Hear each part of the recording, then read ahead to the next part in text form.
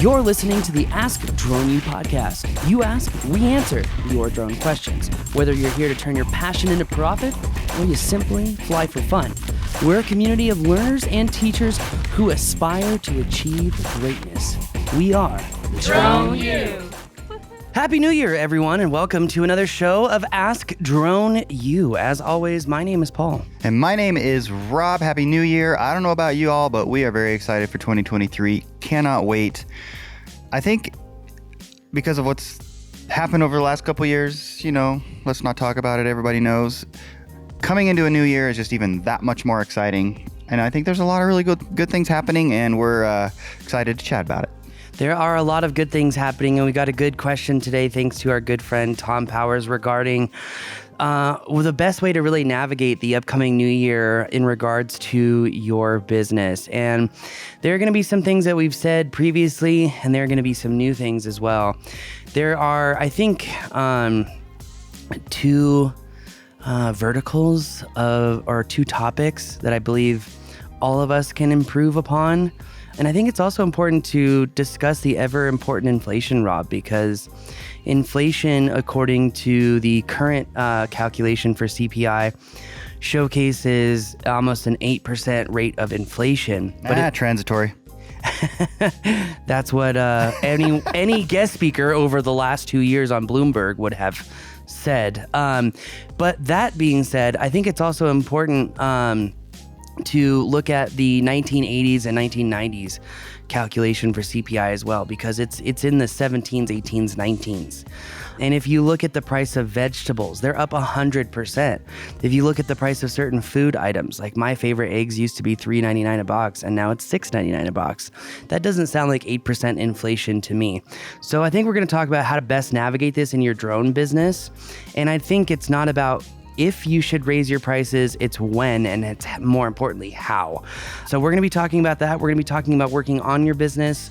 We're going to be talking about expenses. We already have the technical definition of a recession, even though the White House tried changing that. Kind of sounds like a Hitler move, but hey, who am I? We already have that technical definition of a recession.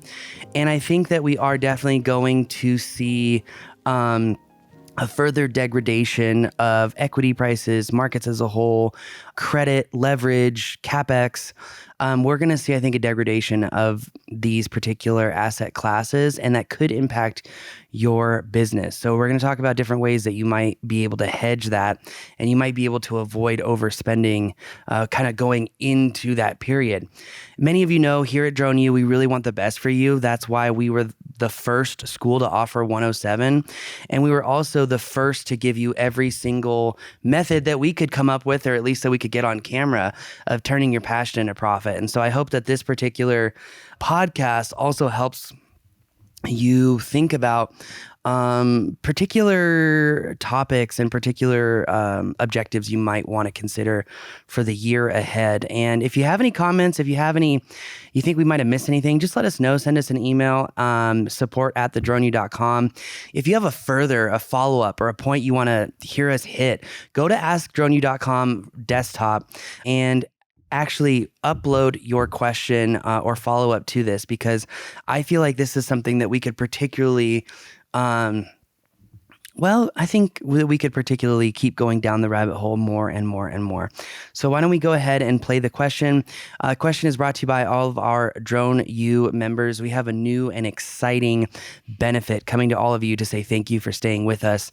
In fact, I have to say, after raising our prices, membership actually went up. Isn't that funny? It goes to show pricing theory is true as much as it defies common sense. I think, again, it's a showcase of how you do things, because just like all of you needing to raise your prices, I think how you go about it is going to be quintessential to the success of your business. So all that to be said, today's question, again, brought to you by the lovely Drone U members. Thank you to all of you. Thank you for trusting us to help you build those systems and those routines to build the right flight skills to pay the bills. At the end of the day, we want to see you succeed, and we already know that Drone U students rise above the rest quite easily, because we all know getting your driver's license doesn't make you a good driver, just like getting your 107 doesn't make you a good pilot. So thanks for trusting us to help you fly further and fly high and above fly above and beyond flight school. So thank you. Hey, Paul and Rob, Tom again. Hey, now that 2022 is starting to wrap up, I was wondering if you may have any advice for what we should be doing in our businesses to get ready for year end. Should we be purchasing new equipment? Should we hold off? Are there any software that we should potentially look at buying right now? Just kind of want to get your thoughts. Thanks again. Hey, thank you, Tom. Really do appreciate it. I know Rob is pretty quiet right now, but it's because I want to bring the business maestro into this conversation. Tom talks about buying software. He talks about, maybe buying equipment and expenses.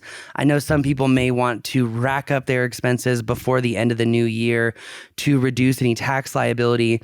But when it comes to the impending recession, when it comes to inflation, what would be your advice? I mean, you have over 30 years of being a CPA. That's painful to hear. Why is that painful? I think that showcases extreme wisdom. Well, well, thank you. You're making some assumptions, but I'll take it. Yeah, I think you got the right hair growth to showcase that experience. And knowledge. That comes from business and 5 kids. But, no, seriously, what would you recommend to these guys in the wake of recession?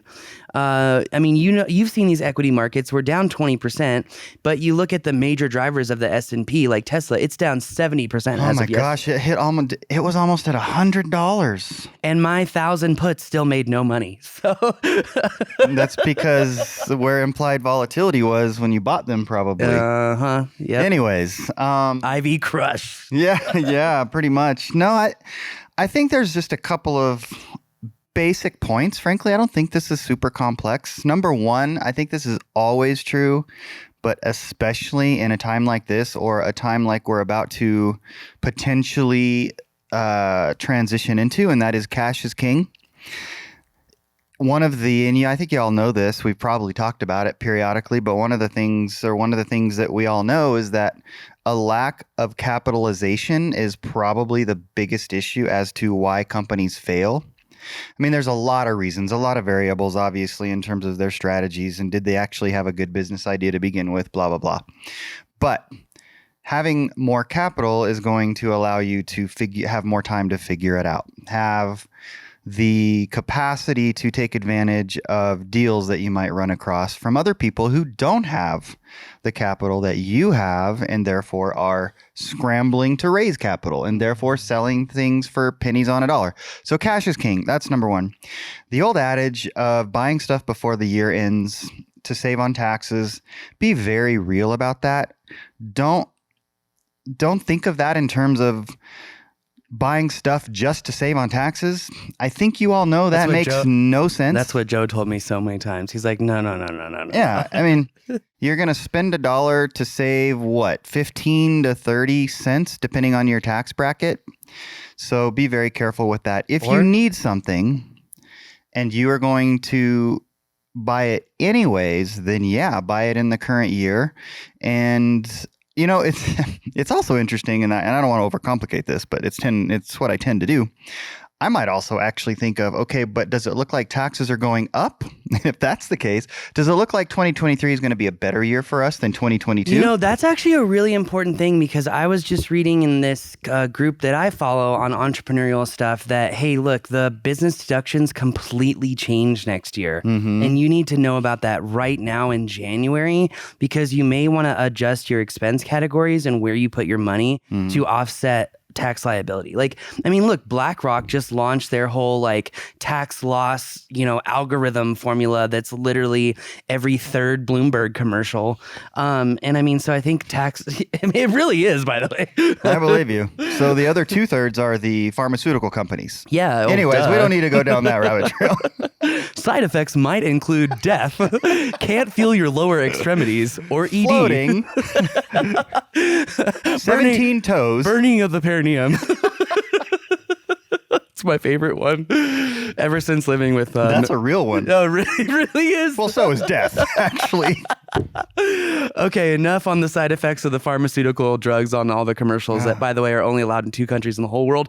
Okay, when it comes to recession, though, when it comes to tax liability, does impeding recession change your ideology on spending money on equipment or spending money in particular categories that maybe you would normally spend? Like, would you reduce trips? Would you reduce travel? Because it seems like for me, whenever I think of business expenses and whatnot, the biggest tax breaks since the Trump era is still driving. It's like 57 cents a mile or almost 60 cents a mile. Yeah. Probably going to go down, but Well, and still, it's high. And it shouldn't. It should go up if you think about the price of oil, the price of gas, which, by the way, everyone, if you notice the price of gas has gone down, I would fill up any storage tanks if you have them, because the SPR can only go so low, and gas prices are literally a 3 or 4 month high right now because of the opening of China.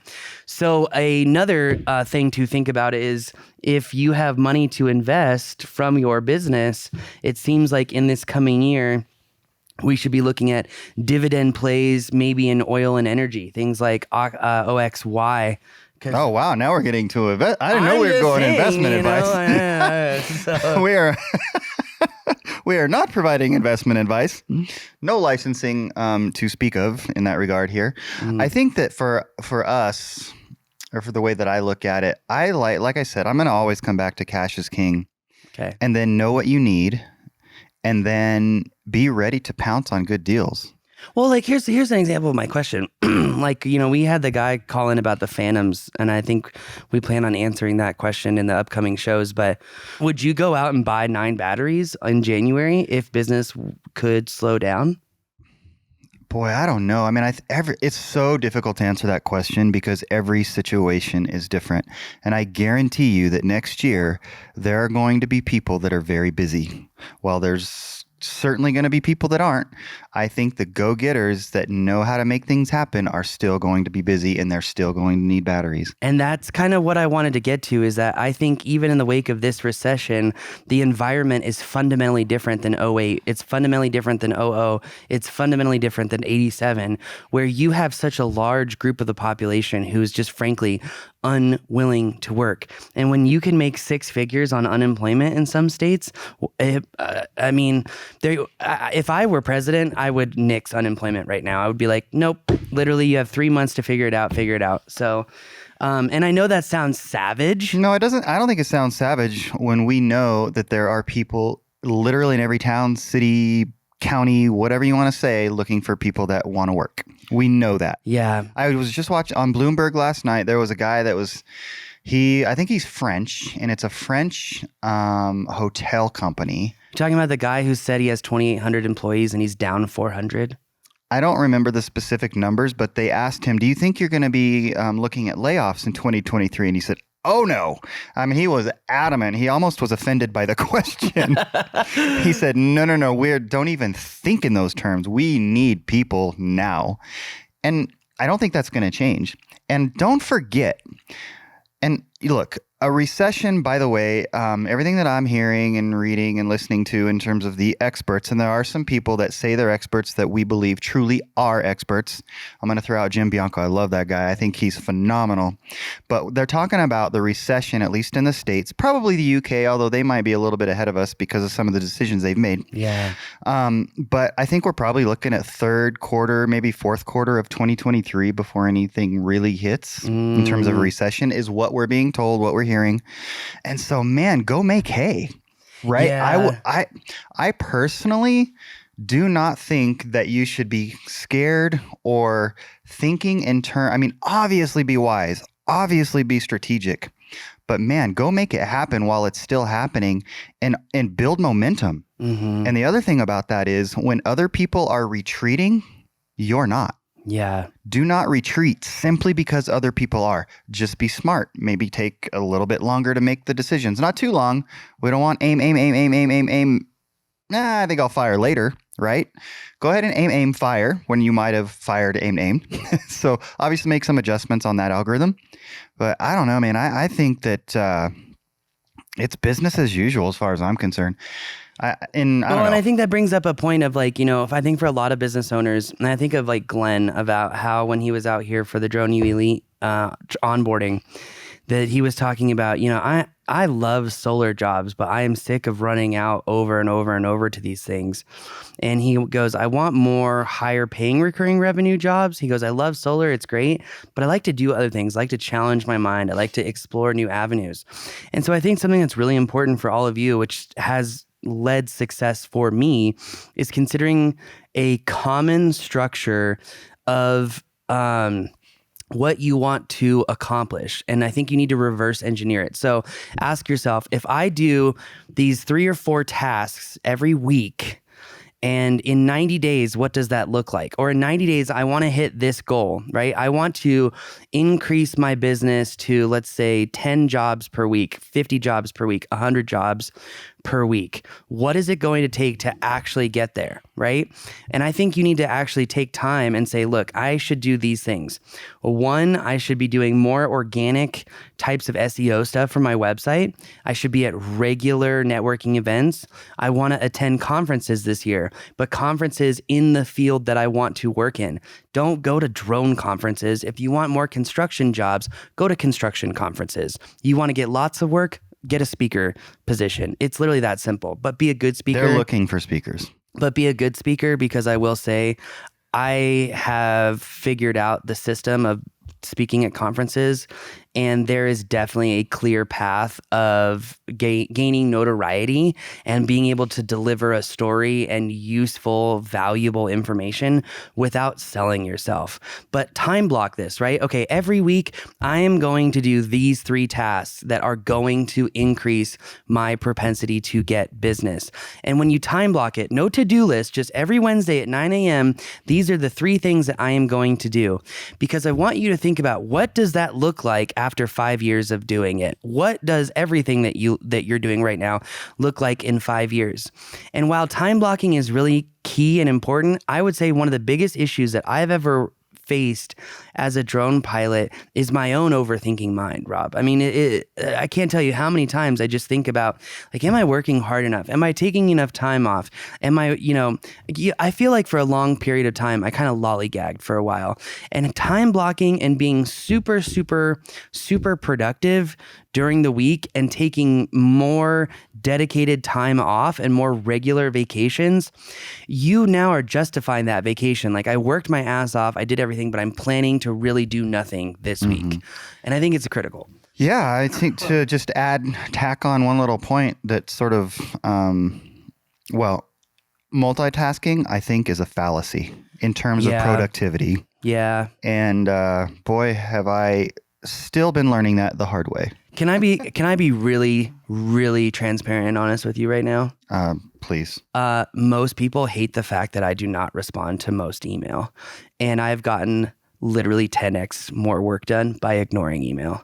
Like if I've got 5 big major deals working on, and every single one of those people has my phone number, and they just text me. And that's like, I'm like, you need something, you text me. Well, and like from an internal perspective, in terms of our operation here at Drone U, my goal is to get operations out of email and get them into our organized structure and systems that we're getting there. And this is something that's always changing. And so there's going to be things in your business that's always changing as well, which I think is a good segue into the first point on here. Believe it or not, I'm just hitting the first point. I kind of hit Charlie Delta Echo. So I actually not Echo, but Charlie and Delta. So. Okay, well, let's go to Alpha. Or is it Apple? Hey, I'm not a police. Or is it Ascertain?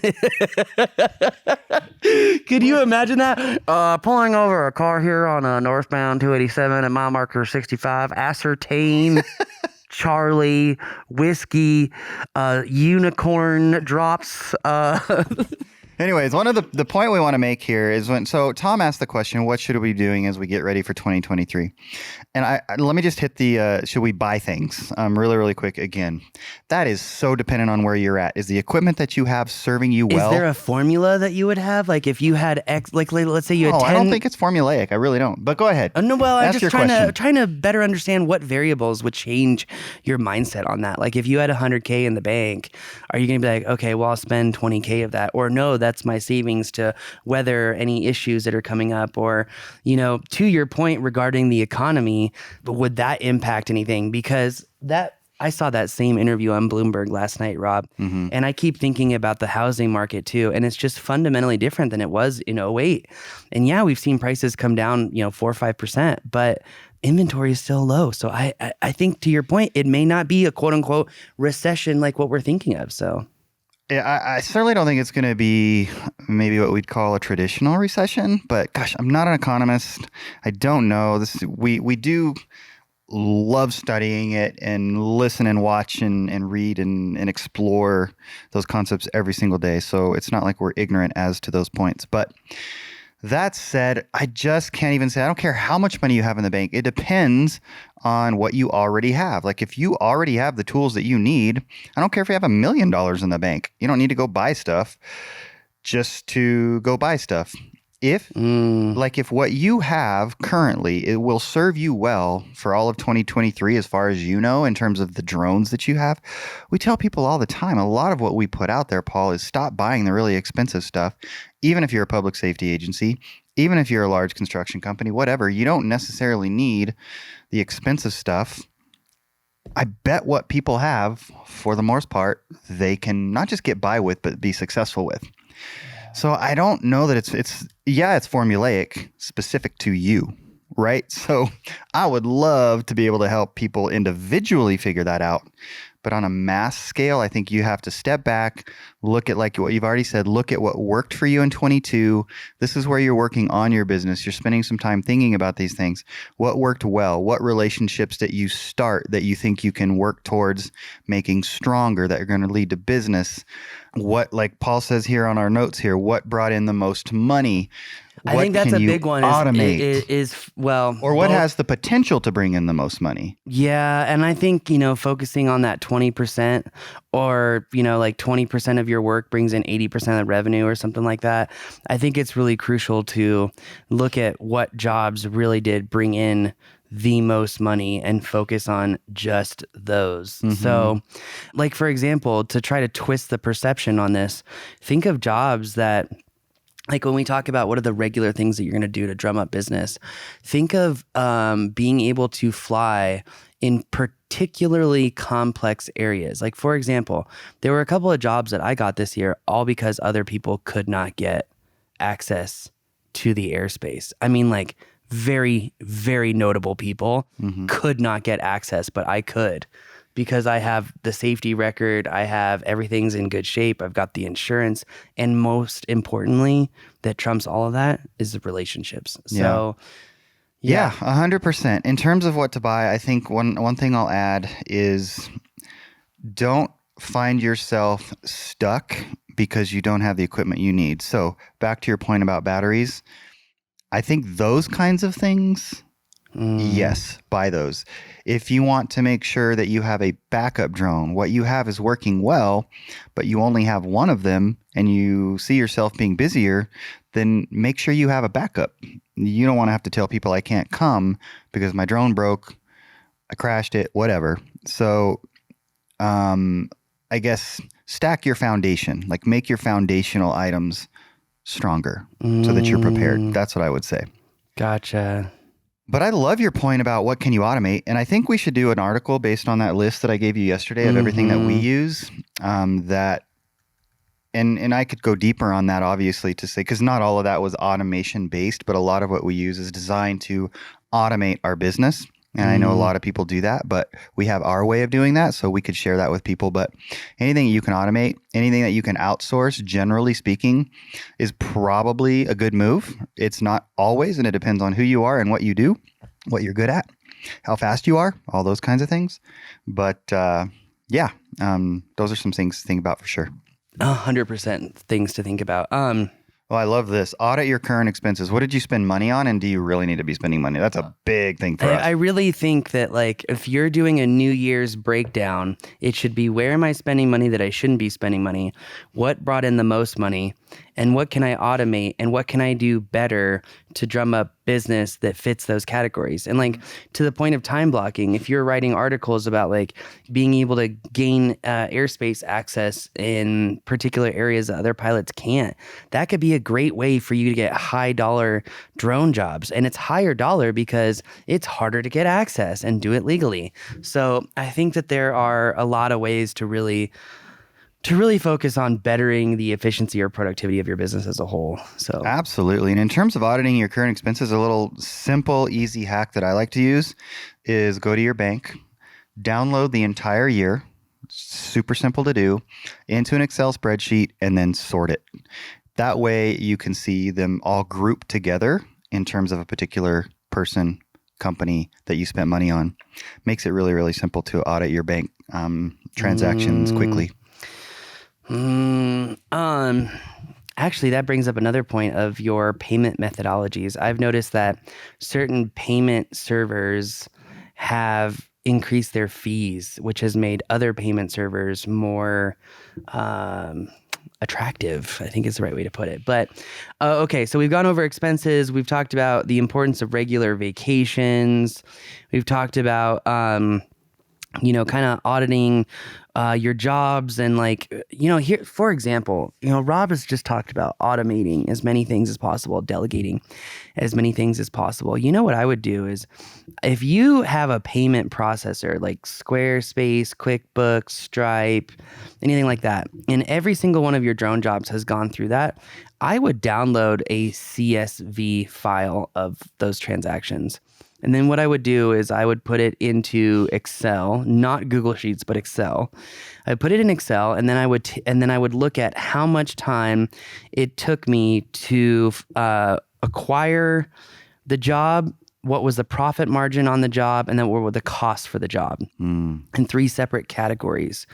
And then what I would do is I would utilize OpenGPT to write an Excel code for me to filter out the highest profitability jobs that took the lowest amount of time. And Rob could probably do that himself. He probably doesn't need AI to help him, but I do. So whatever.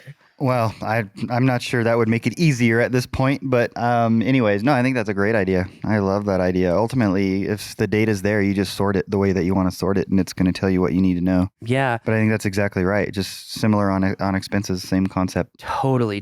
And we're going to be doing another New Year's show on insights and predictions because we deeply believe that there's going to be a huge increase in particular drone jobs. So don't miss that show. We're going to be filming that here next.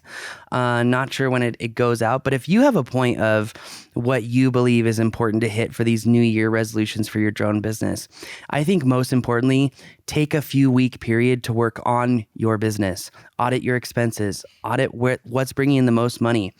What jobs are you really enjoying doing? How could you challenge yourself?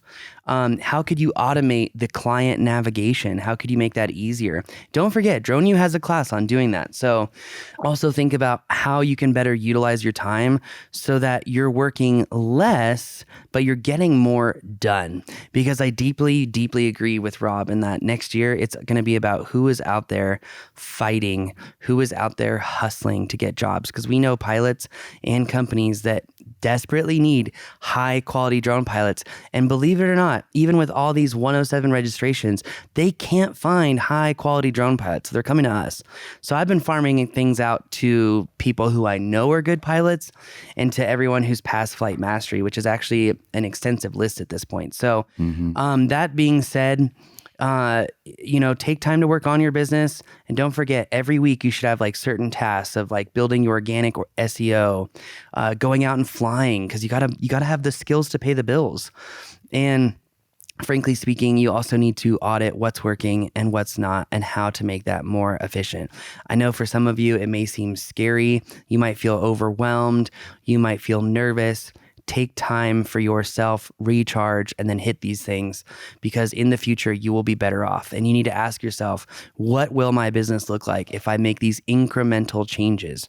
Because just like exercise, you don't have to go to the gym and run around the mouse wheel for 5 hours a day and expect to lose 30 pounds in a month.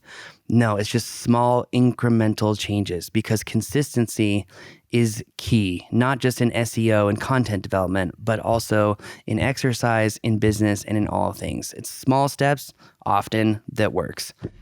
I've learned that from you, Rob. So on that bombshell, in this new year, I am grateful for you. Grateful for you. And grateful for you. Grateful for all of you as well. If you have a question or a follow-up point, go to astronew.com. This is one of the fun topics that typically kind of goes longer. So bring them on. We appreciate it.